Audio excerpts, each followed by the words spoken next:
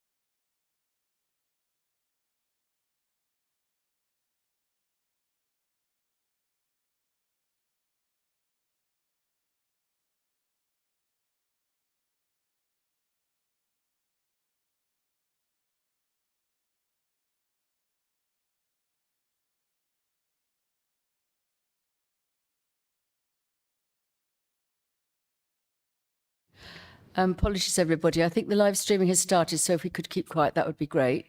But we're just trying to sort out the screens. They're not all working at the moment, so that everybody can see what's going on. So just give us a minute. Thank you.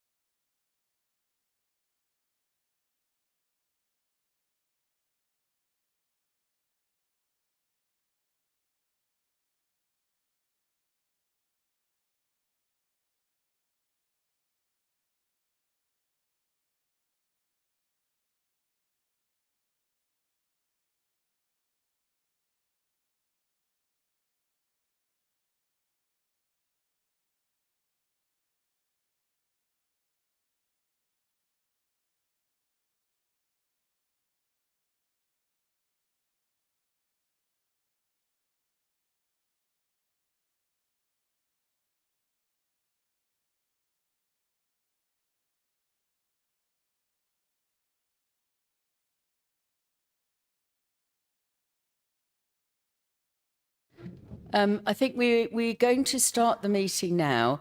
Unfortunately, a couple of screens are not working. Obviously, if people want to move to ones that they can see, they can do that.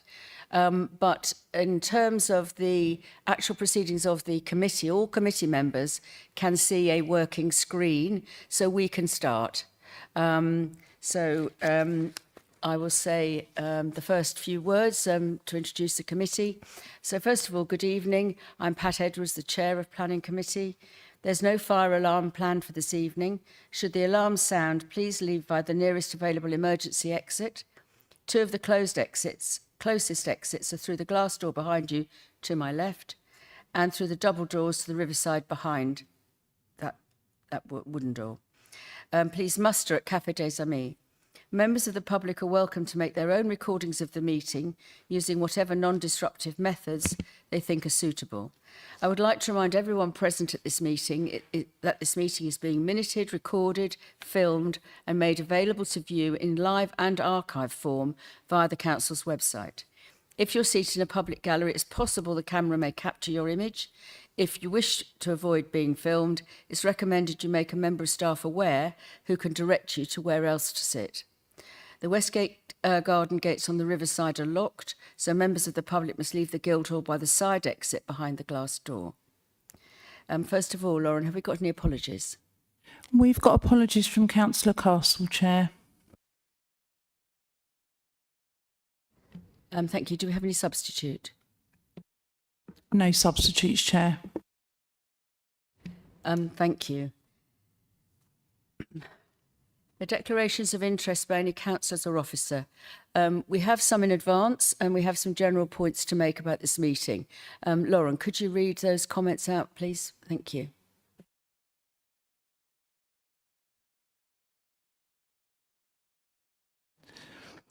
All or some councillors may have received correspondence from or spoken with applicants, agents, supporters or objectors, and some of the public speakers may also be known to members of the committee due to their work as councillors. Neither circumstance prevents councillors from participating in the meeting. However, any councillor who considers they do not have an open mind in respect of any item on the agenda should not participate in the meeting when the relevant item is to be discussed. The fact that one of the agenda items has been considered by this committee previously does not necessarily mean that councillors are predetermined on the matter, as long as they approach their decision making this evening with an open mind and carefully consider the relevant planning issues, they can consider the matter.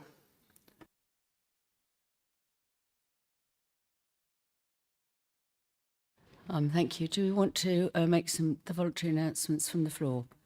Yeah. Councillor Naomi Smith, thank you. Yeah, I am prejudged on item 6, and I'll leave when that's coming. Okay. Thank you. And Councillor Auld. Likewise, Chair, I believe I was predetermined when this was considered at the first instance, and I'm still predetermined, so I'll leave when this comes to discussion. Thank you. Thank you. I'd like to oh, wait a minute. I think we may have... Now, are there any other councillors who want to make any individual announcements? Councillor Mackenzie. Okay, thank you, Chair. Just to say that on item 7, that is very close to where I live, and the development that it's associated with is at the end of my road. But I still hold an open mind in respect to this application. Thank you very much. So just to check, are there any other individual announcements now? Thank you very much, everybody. I'd like to confirm that there are 17 public speakers. Actually, there are not, are there? Sorry. I just need to make a correction. I've just realised.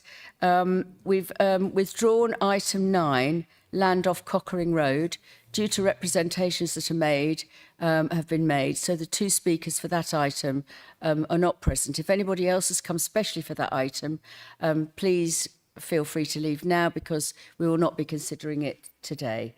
It was short notice this afternoon, but we have got in touch with the speakers concerned. So what I should be saying is that there are 17 so 15, not 17. Are there still? Sorry? Okay, thank you. There are still 17 public speakers tonight who will be heard immediately after the officer's presentation for each relevant item.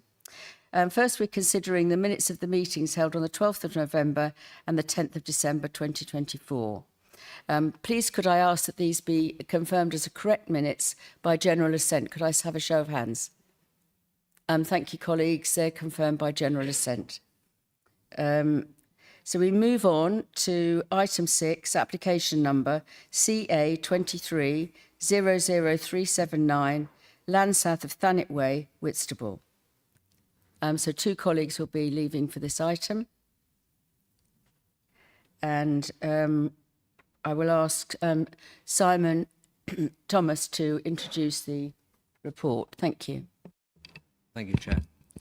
This application is for 220 dwellings on the land south of Thanet Way, opposite the Whitstable Heights development. The application includes a 300 space car park. The application was reported to committee in December 2023, and there was a resolution to grant planning permission at the time, subject to a number of conditions. Also, just to point out to the members at that meeting, the committee asked for some amendments to the conditions. So I'll just make you aware of those, just for clarity. Condition 32, which required an ecological enhancement plan, was to be amended so that it would demonstrate that 20% biodiversity net gain will be achieved on the site. So that was an amendment required by the committee to condition 32. And condition 35, relating to the submission of an energy strategy, was to be amended so that it reflects the commitment by developers to achieve net zero homes. So those are the 2 amendments that the planning committee requested. The application at the time was brought forward with a recommendation to approve because, as you will probably remember, the council was in presumption in favour of development. The application was then reported back in July when the council was not in presumption in favour of development, and that application was deferred with a number of matters left for consideration, for future consideration. Since that time, in December last year, the council is now, with the NPPF being published, is now in presumption in favour of development. So we're exactly the same position as we were in December 2023. So the recommendation here is to grant planning permission subject to conditions as amended by the committee in December 2023 and a legal agreement as set out in the report. Thank you, Chair. Thank you. And we have 5 public speakers on this. Please, can I call the first speaker? It's Peter Slaughter, please. And you have exactly 3 minutes. Thank you very much. Thank you, Chair. Councillors, the Whitstable Society are still in dialogue with Kent Highways about 2 serious problems at the applicant's submission. Firstly, this development exacerbates pedestrian safety issues at the Longreach roundabout. The Whitstable Society have proposed how the applicants can mitigate these problems. Note that you can refuse a planning application that causes unacceptable impacts on highway safety under NPPF Policy 116. Secondly, there are significant discrepancies in the applicant's traffic modelling, so no one really knows how long the traffic queues will be. More modelling work is required. The application would need to be deferred until these material issues have been resolved. Apart from this, the application fails to comply with NPPF 135 and 187, which require development to be sympathetic to the local landscape and recognise the beauty and character of the countryside. These paragraphs are there to be used, not ignored. The application site is a hilltop with superb panoramic views. It is the best viewpoint in Whitstable. On a clear day, there is no better scenery in the whole of Canterbury district. This is also the last unspoilt rural viewpoint within easy walking distance for most Whitstable residents. Take it away and you won't be forgiven. The development would straddle the top of the hill, so it would be seen from far and wide, including from the Blean Woods and their area of high landscape value. So it would be contravening policy DS23 of the draft local plan, which aims to ensure development does not adversely affect the landscape setting of the Blean Woodlands. At the July committee, it was 3 times stated that this site has been proposed in the draft local plan and that this was a material issue justifying approval. That is a dangerous argument because the authors of the draft local plan did not understand the issues just described: highway safety, congestion and landscape. This inclusion of the site in the draft local plan exemplifies all that's wrong with the local plan process and how Canterbury has failed to look after the interests of Whitstable. Something else to consider. Being in presumption means that presuming in favour of development in sustainable locations. Census data shows that just 1/3 of working residents in the proposed estate would be likely to work in Whitstable, the rest commuting to Canterbury and other towns in North Kent. Primary school children would be driven to Joy Lane as it's too far to walk. More secondary pupils will go to Canterbury and Faversham as the Whitstable school is oversubscribed, and there is no bus service along the Thanet Way and no sign of one coming. So this is not a sustainable development, especially as it is Grade 3 agricultural land that has for a long time been growing wheat and is home or was home to hares and skylarks. Build these homes closer to Canterbury to reduce traffic, Barton for example. Granting planning permission will create more problems than it solves. Please defer or reject this application. Thank you. Thank you. Please could I call the second speaker, Mr. Kenneth Little. Thank you.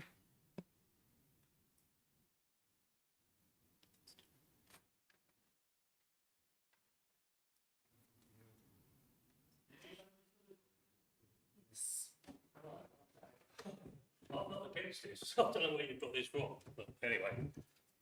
It's already on. Is this on? It's on. Okay, get the picture up.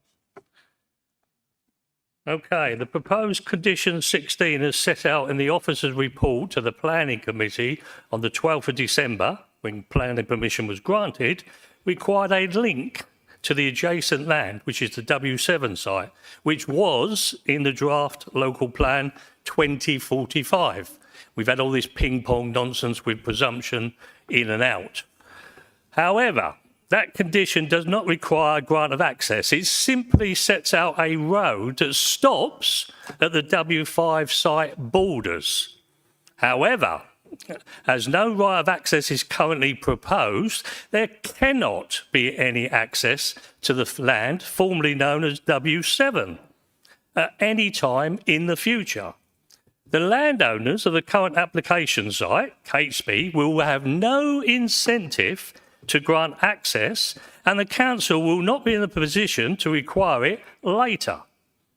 By changing the condition to require a full unrestricted right of access, the council will retain the option of access the W7 site for whatever purposes that the council may want in the future. Who knows? If the condition remains unchanged, it will severely compromise the council's scope for any future plans, if they have any plans, that might have or for the use of the site, including for any future safe pedestrian and cycle links. If this council would like to see any beneficial use of the W7 in the future, whatever that might be, including potential green leisure use of a sports provision, it would require some parking and vehicle access. Also, a safe cycle and pedestrian route to the Crab and Winkle with links to schools, railway station, superstore, the town centre, Herne Bay and Canterbury, all through the W7 site, as Councillor Christopher Cornell has publicly proposed. Will not be possible. Tonight is the last chance to secure this access. It will not be possible later. Trust me. Please take a moment to consider the consequences of securing the rights of access and the loss of any future use that would depend on access through this site. Prior to the 55th occupation, under condition 16, on the site, the road link on drawing number A104P, labelled indicative future access position to draft allocation site W7, or any such alteration thereafter agreed through the reserved matters process, shall be completed up to the boundary of the site and shall be maintained as such thereafter. Why? if you've got no plans? Reason, you've said, you've published, in the interest of future sustainable development of the site. Now, if you look at that picture up there now, the piece of green gap that Councillor Edwards is so hot about is about 100 foot. And what they want to now do is give you Brooklands Farm, Bodkin Farm and Blean as an alternative to that W7 site. Are they on drugs or what? Is there any sense to any of this plan that makes sense? You've been in presumption in and out. I've written to the legal department about 20 emails. I've got Councillor Cornell in court this year in August, where she's lied about the W7 site, published lies, and yet they won't talk to me about it. The legal department's Mr. here. She Little, won't speak to me. Could you wrap up now? You've had Right, 2 thank you very minutes. much. That's it. That's all I need to say. Good luck.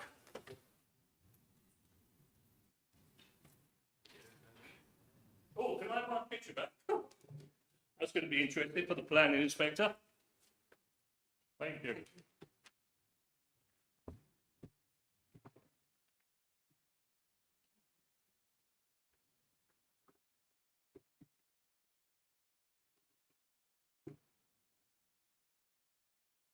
Thank you. We'll move on to the next speaker. Alan Nutton, can I call, please? Thank you.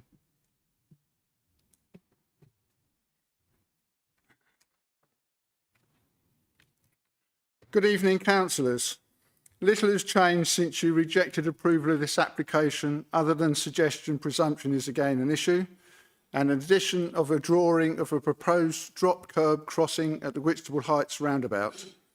KCC cautioned against a pedestrian crossing at Ballstill Hill because it would be dangerous as the road is too wide, being in part 2 lanes.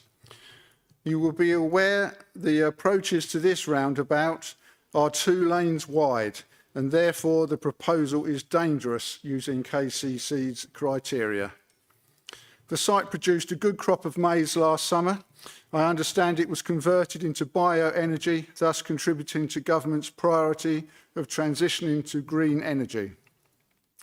In July, I drew attention to the contrast between officers' recommendations for this site and their decisions on application CA 24328. That was for 2 houses on an undeveloped site between existing dwellings. Among reasons to refuse permission were, quote, the site is located within the open countryside, outside the confines of any defined settlement, and the development would result in the loss of open countryside, would cause harmful urbanising effect on the rural area, and the scheme is therefore in conflict with policies SP1, SP4, HD4, LB10 and DBE3.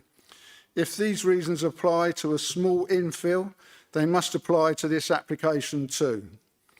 If approval applies here, why not on a site with much less impact about a mile away as the crow flies? I urge you to apply the same criteria to every application, and to recognise this application would result in significant loss of open countryside and an urbanising impact on a rural and agricultural area. Road safety and congestion were raised at previous meetings.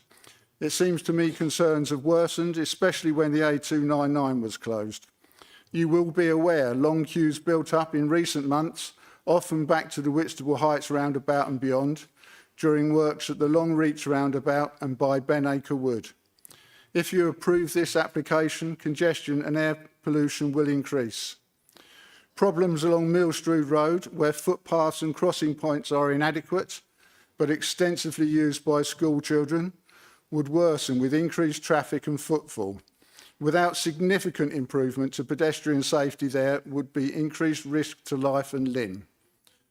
Officers think council taxpayers can derive benefits by approving this application that outweigh environmental damage, including loss of important agricultural land and permanent damage to the skyline.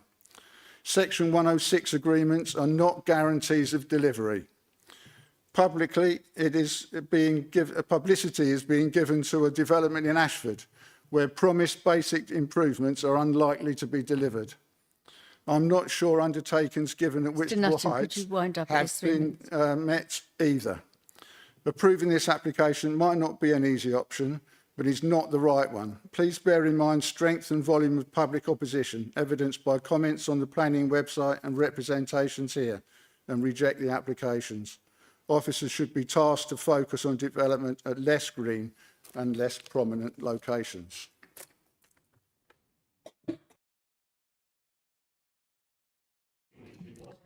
Could I call Neil Body, Thanet Way Residents Group, please?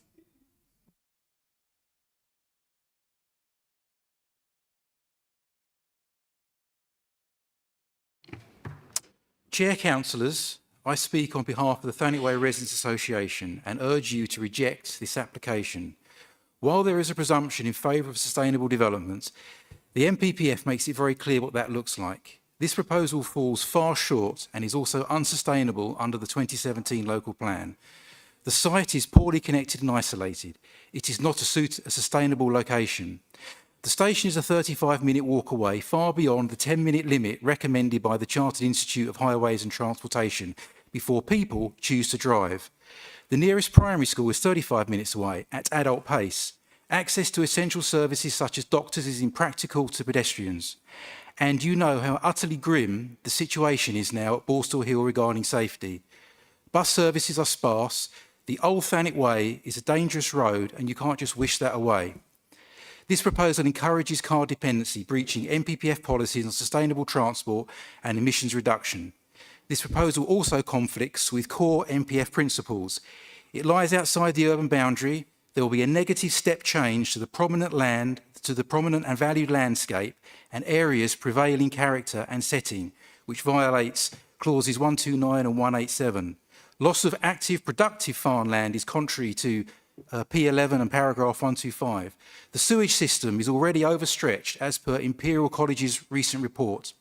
And the planned works will only create a buffer, not actually expand capacity. It will be negligent to proceed without the environmental impact being understood. The other point that makes this not sustainable is the elephant in the room. When the new Thanet Way bypass was built, this fringe land was designated to have a presumption against development as a control measure to prevent the old Thanet Way returning to the heavy traffic levels that once harmed the coastal towns economically. Building here directly undermines that long-term strategy maintained by CCC since the 90s. The proposed Bark and Bus scheme is flawed. Unfortunately, instead of reducing congestion, it brings more cars into the Whitstable area and already congested roads. Traditionally, schemes for park and buses have facilities outside towns, not within them. And CCC has no funds to deliver a park and bus system anyway. Councillors, this application does not stand up to the NPPF, which requires that local circumstances and character of the area must be taken into account. If you don't believe it's the right development in the right place, I urge you to let an inspector examine it if it goes to appeal, rather than preempt the local plan process for such a controversial application that will have serious long-term harmful impacts to the safety, character and amenity of the area. Finally, I must address the democratic process. In July, the committee clearly voted to reject this application by not approving it and voted to finalise the reasons to reject at the next meeting to save some time. But that never actually happened, and surprisingly, 7 months on, we're now redoing the whole thing, but now under presumption. The vote was taken in July, it was clear, but democracy was not executed. To us, this failure raises serious questions about the process for this application and requests that you uphold your previous decisions. Thank you. Thank you. And now I call Victoria Groves, the applicant. Thank you.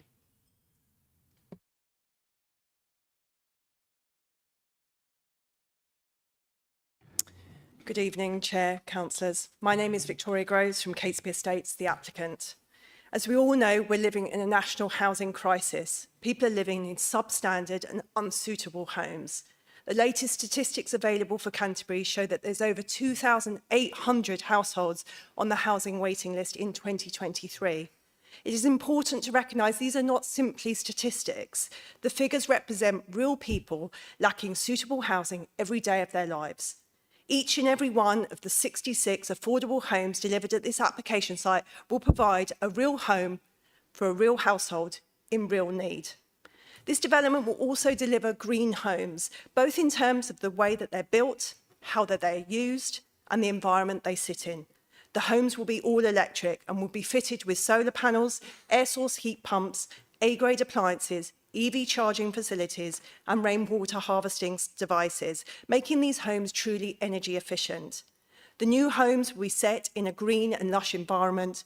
44% of the site will be dedicated to open space and green infrastructure.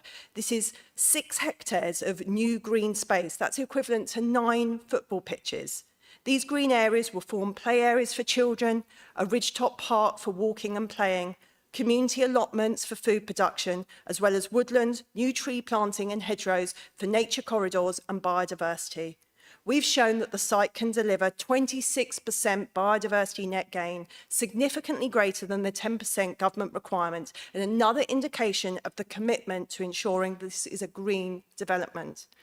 The proposals will also ensure direct and safe connections are provided onto the local bus and footpath network. There will be 2 new crossing points across Thanet Way. One will be a signalised crossing where the public footpath connects into the site, and the other will be an island crossing at the site entrance. This development will also deliver off-site highway works, which includes upgrading 1.5 kilometres of footway along Thanet Way to provide a 3-metre wide shared footway cycleway, along with funding to provide additional improvements to the pedestrian and cycle linkages to the town centre. We're also funding the local bus service and providing a new bus stop. There will be a new regular bus service which will provide access to nearby facilities, the railway station and the town centre. The proposals also include the provision of land for a future 300-space park and bus facility. This is a long-standing ambition of the council and is referenced in the adopted local plan. This car park will form an important part of a wider strategic transport strategy to assist with alleviating congestion in the town centre. We believe the application will deliver high-quality homes within an attractive green environment, as well as providing much-needed affordable housing and genuine community benefits. Thank you for listening, and we respectfully request you support your officer's recommendation and approve this application. Thank you.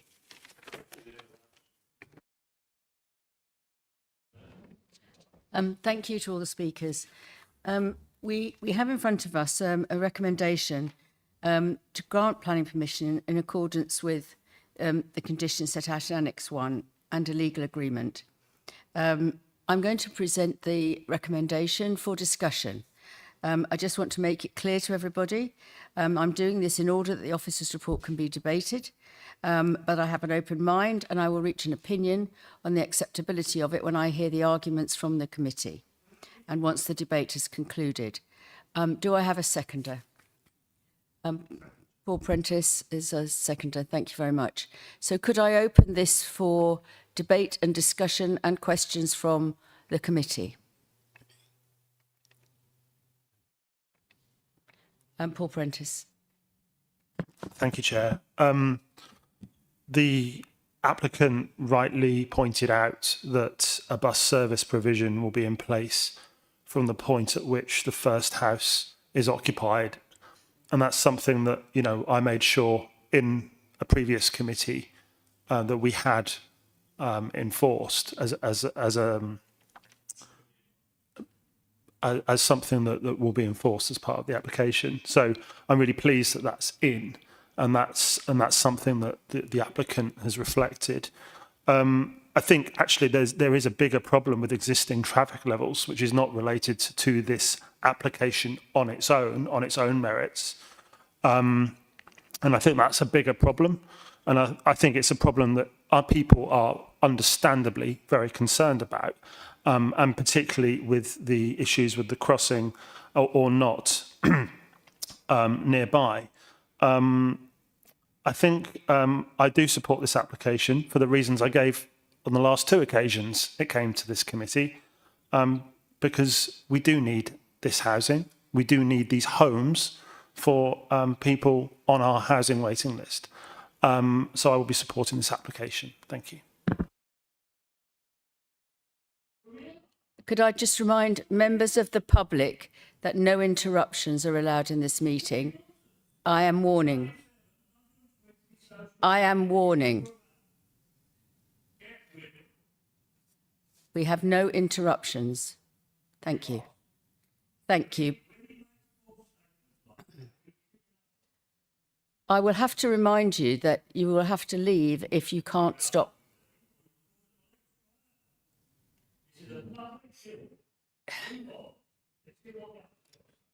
It is not permitted for members of the public to interrupt the committee. And particularly what's important about this is that every single committee member can hear everybody else's speech. And if we can't... Right, what are we doing?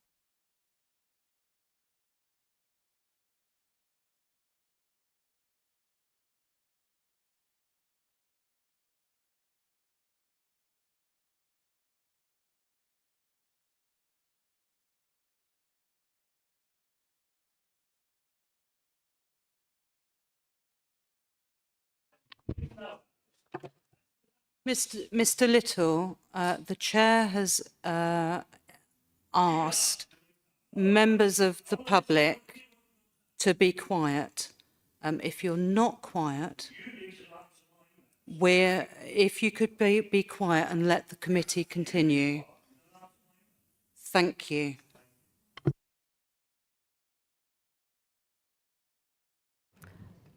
Right, let's continue. Could I ask whether there are any other comments or comments from anybody? Yeah, Councillor Jones. Thank you, Chair. For me, as I've said before, this comes to committee was the third time now. This particular site is, for me, is not a sustainable site for this development. Literally, as the reasons I stated before, I mean, I've gone through the documents again, what Simon has put forward, and it still doesn't meet my requirements on the NPPF, which is paragraphs 8, items 8 and C. It fails both of those. The objectives, in my opinion, are the economic ones, the environmental ones, and it's not an effective use of grade 3 agricultural land. I understand we need housing. I totally get that.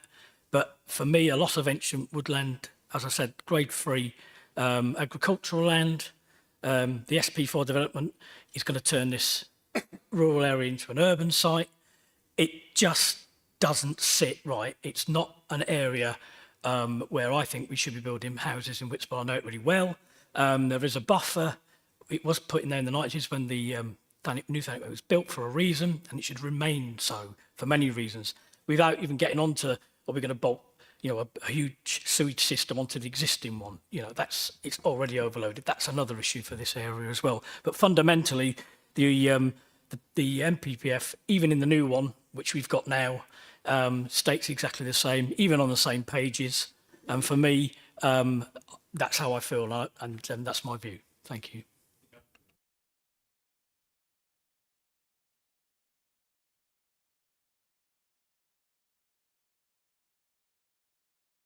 Councillor Ian Stockley. Thank you, Chair. Like everybody else, I've heard this 3 times. I think the developer is proposing some very nice houses constructed with what we're hoping to achieve: biodiversity, rainwater harvesting, fully electric, solar panels, etc. The only problem is in the wrong place, in my view. I think we've heard about the bus service, and I've also heard from Mr. Little behind me that that's a 2-year contract. Well, the car park's unlikely to be built within 2 years, so we're looking at a very short-term solution. What happens then? We've seen Stagecoach pulling out from bus services left, right, and centre. What we don't want is a 300-space car park that no one's going to use because it's too far away. And unsurprisingly, at that point, I suspect a new development will be proposed to be put on the said car park. But I think Robert Jones's point about sustainable land use, also the point that's been made about the height of this particular site, with the dominance at the moment of the trees along the ridgeway, which can be seen for miles around. It is a beautiful site. As I said in the last meeting, unfortunately, we've only got beautiful sites left to build on. So we haven't got a collection of grey field, brown field, whatever field you like. Most of our building land is top quality agricultural land, and that's where we are. I'm very disappointed that we're looking at this again. I understand the reasoning. I understand the need for housing. but I find it very difficult to support this. Thank you.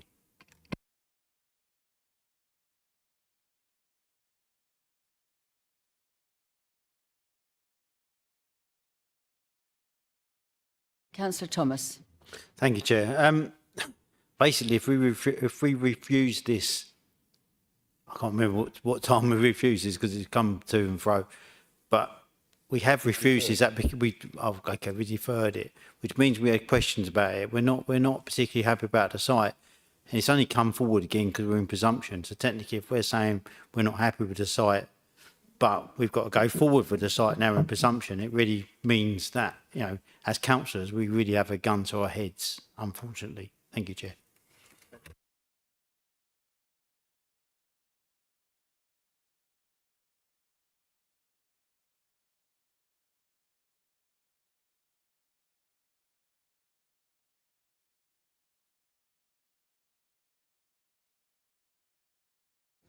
Councillor Smith. Thank you very much. Perhaps I should make it clear. I'm Dan Smith, the fella, not the lady. I realised I didn't need to because Naomi wasn't in the room.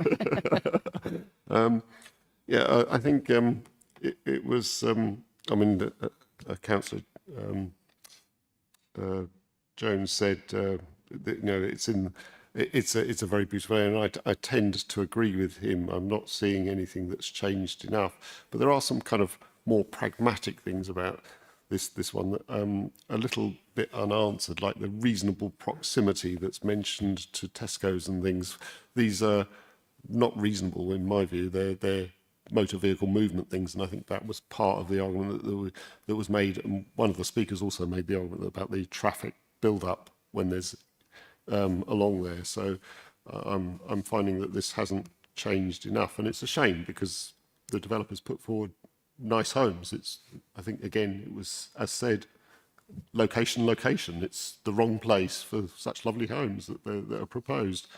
I'm struggling to see that this has improved over where we were at last time round. So I think there's also something that was raised by the first speaker on this one about the traffic modelling and perhaps a deferral in order to have proper traffic modelling, because that wasn't made clear. And I think that would be interesting because the nature of a snapshot in time on a quiet moment is very different to when you have roadworks on the Thanet Way and on the new Thanet Way, and it builds up on the old Thanet Way. So and the additional houses and the additional movements would perhaps need greater clarity, and I think I tend to agree with that view made by that speaker, which it would be sensible to have a very clear modelling made available, rather than it does seem a very sketchy KCC report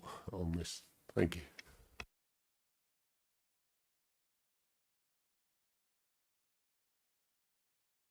Councillor Stockdale, did you want to come back in now? Because otherwise Simon was going to pick up a few of these points.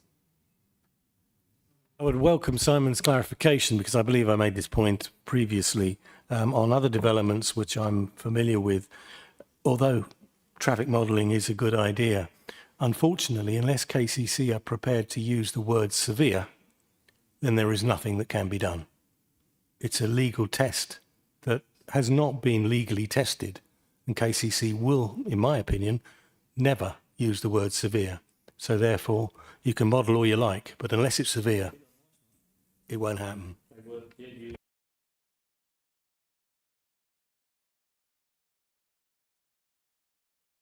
Thank you, Chair. Yeah, in the report, the original report from December 2023, there is an extensive section which is covering the Highway Authority's comments. And yeah, this was a difficult one. They did look at it in a lot of detail, and there was a lot of toing and froing. But the end result is, and so they really did turn it inside out. The end result was that they found that there was not a severe impact on the highway network. So, as you say, in the MPPF, that is the test, whether there's severe impact or not, and there wasn't one. And KCC is the Highways Authority; they have the legal responsibility. The other point about the MPPF and the presumption is that In December 2023, we were in presumption. So what it's described as a tilted balance. The balance is in favour of development. You look at other factors as well, but the balance is tipped towards development. At that time, the committee decided, and we're in the same position today, at that time, the committee decided that the application was acceptable and resolved to grant planning permission. In July, the tilted balance didn't apply, and the planning committee then, quite understandably, raised other questions which they were entitled to do where that tilted balance did not apply. Those questions were also considered at the previous meeting as well in December. It wasn't that they weren't considered, but the tilted balance applied at that time, which meant they were effectively outweighed by the overall presumption in favour of development. Thank you, Chair.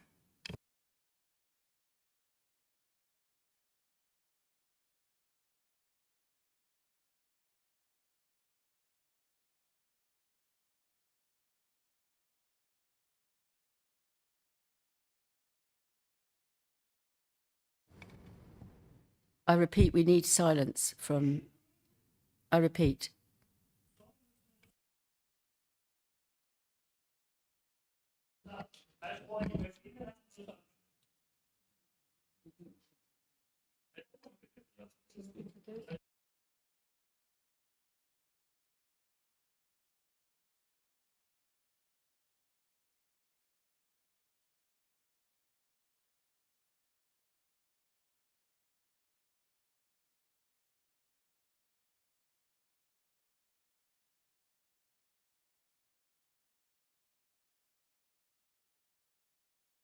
I'm sorry, we're going to have to stop the meeting while we ask the person who's disrupting the meeting to leave. Thank you, everybody.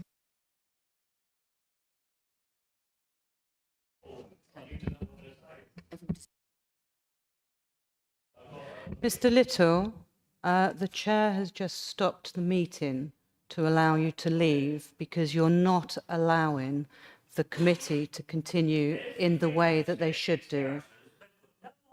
So if you could, Mr. Little, you have been asked to leave. You have been told that if you continue to interrupt, then you will be asked to leave. You have continued to interrupt, so you have now been asked to leave. We have people here that can help you. Mr. Little, you have been asked to leave.